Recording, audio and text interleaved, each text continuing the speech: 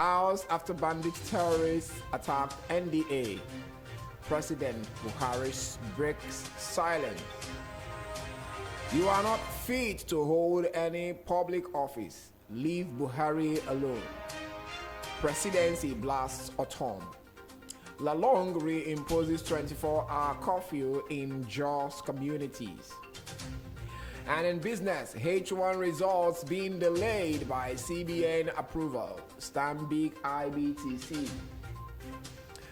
MultiChoice ordered to pay 900 billion naira tax backlog. NNPC to establish retail outlet in Niger Republic. GMD. NGX market capitalization loses 6 billion naira amid profit taking. Good morning.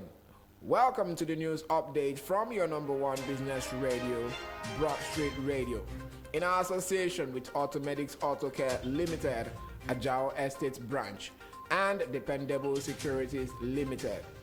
I am Atusi James Chuku, and here are the news in full.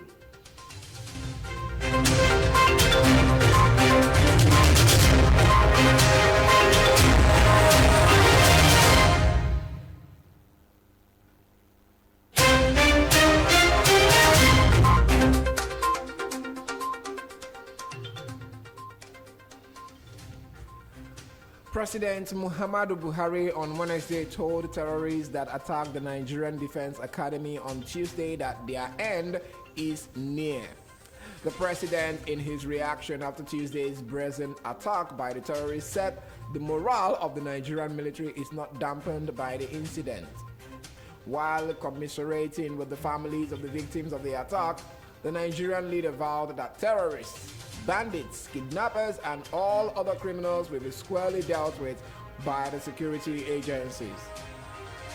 He also cautioned those gloating over the incident to desist and join hands with the government in tackling insecurity and making Nigeria a better place for all. Buhari made the submission in a statement by his special advisor on media and publicity, Femi Adesina. Benue State Governor Samuel Ortom is a very unprincipled man who is only motivated by the lust for personal gains, the presidency has declared. This is why he has changed political parties several times during his undistinguished career. These are part of the submissions made by the presidency on Wednesday evening in a response to recent attacks by the governor against President Muhammadu Buhari and his administration.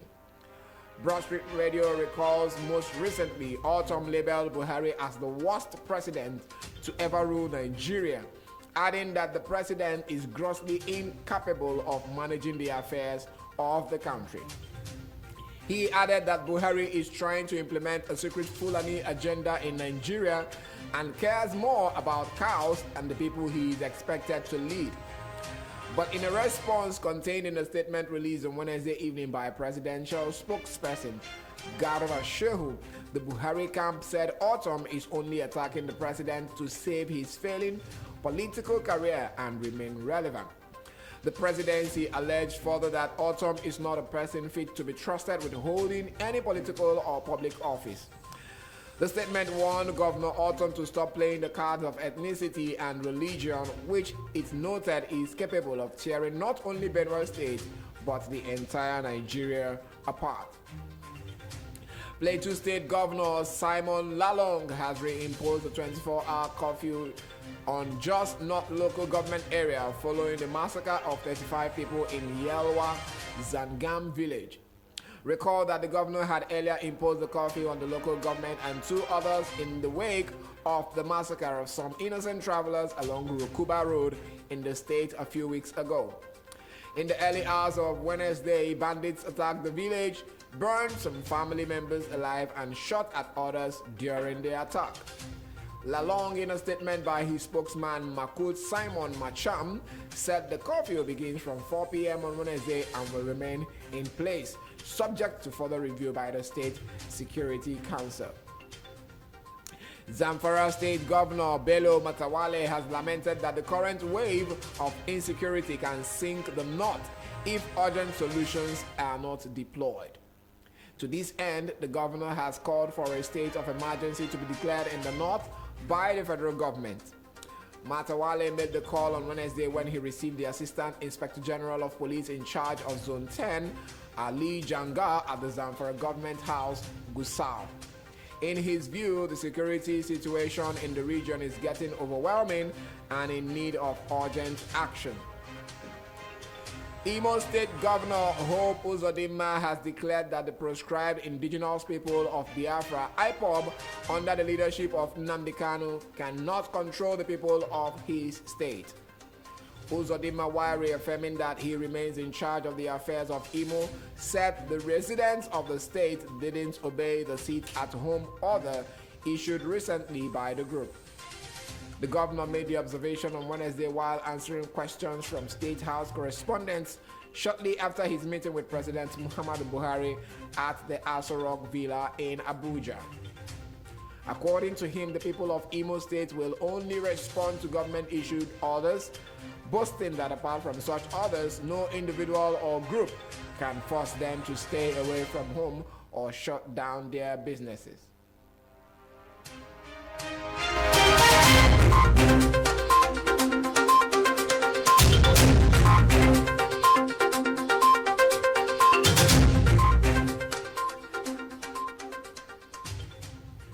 And now to business news.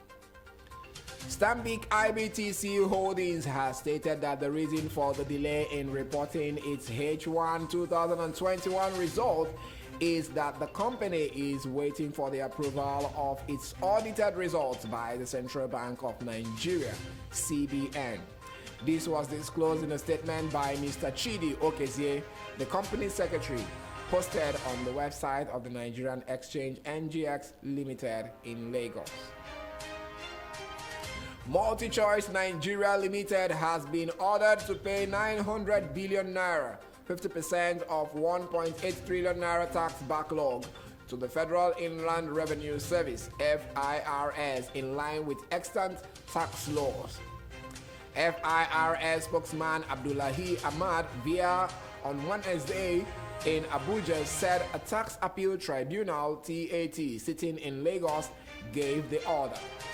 The order is pending the final determination of an appeal filed by MultiChoice before the tribunal. Mr. Ahmad explained that FIRS discovered the backlog through a forensic audit as it showed that the cable television DSTV providers had failed to pay to the Nigerian government in past assessment years. The five-member TAT, led by its chairman, Professor A.B. Ahmed, issued the order following an application to it by the counsel to FIRS, the spokesman said. Mr. Ahmad noted that at Tuesday's hearing of the matter in appeal, MultiChoice Nigeria Limited amended its notice of appeal and thereafter sought through its counsel Bidemi Olumide and of AO2 law firm for an adjournment of the proceedings to enable it to respond to the FIRS's formal application for accelerated hearing of the appeal. The Nigerian Petroleum Commission Corporation (NNPC) is already in talks with the government of Niger Republic to establish a retail outlet in the neighboring country, says its group managing director, Mele Kiari. Mr. Kiari said this is with a view to curb smuggling of petroleum products across Nigeria's land borders. Mr. Kiari, who made this known at the 2022 to 2024 Medium-Term Expenditure Framework (MTEF) and Fiscal Strategy Paper (FSP) public hearing by the House of Representatives Committee on Finance, did not state whether similar plans were in the offing for other countries who share borders with Nigeria. Nonetheless, the NNPC boss argued that the national fuel consumption per day may not be above 60 million liters as being speculated, noting that anytime NNPC supplies less than that, there would be a problem. He also said that President Muhammadu Buhari had personally directed him to take the step that would curtail cross-border smuggling, while also admitting the challenges posed by land borders aids activities of smugglers. The GMD said that those who took crude oil across the border would not sell at the official price. Mr. Kyari said that there was an ongoing initiative to electronically monitor petrol distribution across the country. He said an electric monitor would be put on tanks and fuel stations to monitor them. He stated that with the electronic monitoring, every truck carrying fuel will be visible as they discharge their load, and all the fuel stations will be seen as they discharge. The NNPC boss stated that the country may not exit the fuel subsidy regime in 2022, but stressed that it would in 2023 when the Petroleum Industry Act PIA may have been fully activated. Meanwhile, the NNPC GMD says that the decision of the NNPC to be on the board of the Dangote refinery was a calculated attempt, adding that as of today, Nigeria does not have strategic storage. He said that Mr. Dangote had a choice to buy crude oil from anywhere in the world, but we insisted that he must buy from the country. Stressing that it was a good deal, the NNPC was proud to broker. Mr. Kyari said that contrary to insinuation, the NNPC had not abandoned the country's refineries, and it was not about taking a $500 million loan to repair them. He added that none of the country's refineries had undergone full-scale rehabilitation since 2000. Nigeria's bourse closed southward on Wednesday with the market capitalization losing 6 billion naira to reverse previous session's rally. Specifically, the market capitalization, which opened at 20.559 trillion naira, dropped by 6 billion naira or 0.03% to close at 20.553 trillion naira from 20.559 trillion naira on Tuesday. Also, the all-share index lost 10.86 points or 0.03% to close at 39,449.82 from 39,460.68 achieved on Tuesday. Accordingly, month-to-date gains stood at 2.3%, while year-to-date loss moderated to 2.0% respectively. The bearish performance was buoyed by investors' profit-taking sentiment in all the major sectors except the industrial sector that was unchanged. The market's negative performance was driven by price depreciation in large and medium capitalized stocks, which are Dangote Sugar Refinery, Guaranty Trust Bank Holding Company, Pharma Deco, Zenith Bank, and Owando. A breakdown of the activity chart indicates that market breadth closed negative with 18 losers and 16 gainers. Academy Press led the losers chart in percentage terms by 9.76% to close at 37 kobo per share. Pharmadeco PLC followed with 9.52% to close at 1 naira 71 kobo, while Mutual Benefits Assurance declined by 8.57% to close at 32 kobo per share. Associated Bus Company shared 7.69% to close at 36 kobo, while Unity Bank depreciated by 6.67% to close at 56 kobo per share. Conversely, Capital Hotels and Etana dominated the gainers chart in percentage terms with 10% each to close at 3 naira 19 kobo and 6 naira 82 kobo per share respectively. Morrison Industries followed with a gain of 9.74% to close at 1 naira 69 kobo per share. Transcorp Hotels rose by 9.30% to close at 4 naira 70 kobo, while UACN Property Development Company appreciated by 9.22% to close at 1 naira 54 kobo per share. However, the total volume traded closed higher with 198.33 million shares worth 1.06 billion naira in 3,336 deals. This was in contrast with a turnover of 196.81 million shares valued at 1.45 billion naira exchanged in 3,881 deals on Tuesday. Transactions in the shares of Sovereign Trust Insurance topped the activity chart with 48.38 million shares worth 11.17 million naira. Mutual Benefits Assurance followed with 27.09 million shares valued at 8.71 million naira, while Jaiz Bank traded 10.91 million shares worth 6.79 million naira. Regency Alliance Insurance traded 9.01 million shares valued at 3.94 million naira, while Transcorp transacted 6.94 million shares worth 6.64 million naira.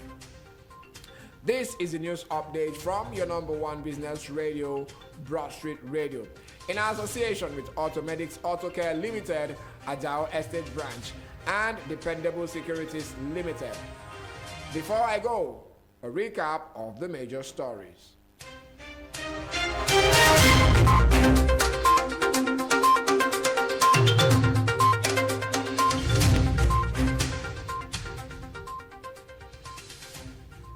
We are not discouraged. Hours after bandits, terrorists attack NDA, President Buhari breaks silence.